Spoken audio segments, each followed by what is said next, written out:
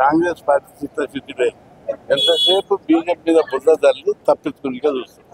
మొదలు నువ్వు జీవో తీసి ఎన్నికల నోటిఫికేషన్ ఇచ్చి తర్వాత కోట్లలో అయితే అప్పుడు లెక్క అధికారం.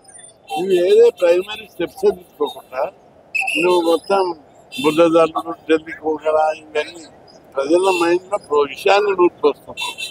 విషము బీజేపీకి వ్యతిరేకంగా విషయం నూరడానికి చూస్తున్నావు తప్ప అమలు చేయడానికి ఏం పద్ధతి రావాలనిపిస్తుంది. ఏ పద్ధతి ద్వారా అయితే అమలు అవుతుంది అనేటువంటిది ఆలోచించారు. అంటే ఇప్పుడు బీజేపీ ఎంపీలు కానీ ఎమ్మెల్యేలు కానీ కేంద్ర ప్రభుత్వం ఒత్తిడి తీసుకొస్తలేదు, అందుకే బీసీ బిల్లులు అంటే అడగగానే పోతే వచ్చి ఓ మీటింగ్ పెట్టి లేదా కేంద్ర మంత్రుల దగ్గరికి ప్రధానమంత్రి దగ్గరికి పోయి మా రిజర్వేషన్ పెంచాలని అడగాలి కదా.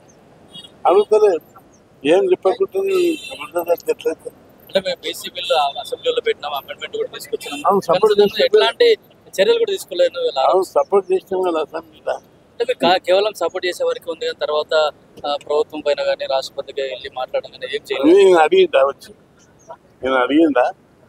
ఎవరిని అడగదు. కిషన్ రెడ్డి మీటింగ్ పెట్టలేదు, ఢిల్లీకి పోయి ప్రధానమంత్రితో మీటింగ్ పెట్టలేదు, ఎవరితో పెట్టలేదు. ఎట్లా చేస్తారు? కాబట్టి మన దగ్గర చిత్తశుద్ధి లేదన్నది క్లియర్ కేసు. కామారెడ్డి డిక్లరేషన్ తప్పించుకోవడానికి చూస్తున్నాడు ఆయన. కామారెడ్డి డిక్లరేషన్ తప్పించుకోవడానికి చూస్తున్నాడు తప్ప అమలు చేయాలని చిత్తశుద్ధి లేదు. భవిష్యత్ కార్యాచరణ ఎలా ఉంటుంది? తప్పనిసరి 42 అమలు అయ్యే వరకు వదిలిపెట్టేది లేదు. ఆయన ఎన్ని డ్రామాలు చేసినా వదిలిపెట్టాడు. అంటే ముస్లింల విషయం లోపల మొదటి చూడ నేను కేసు ఇస్తా. మళ్ళా ముస్లింలను బీసీలో కలపద్దు, వాళ్ళకి సపరేట్ మైనార్టీ అది సుప్రీంకోర్టులో పెండింగ్ ఉంది. మా కట్ చేసి కూడా వాళ్ళకి ఇచ్చారు చాలాసార్లు. అట్లా ఇవ్వడానికి వీల్లేదని నేను పట్టుబట్టి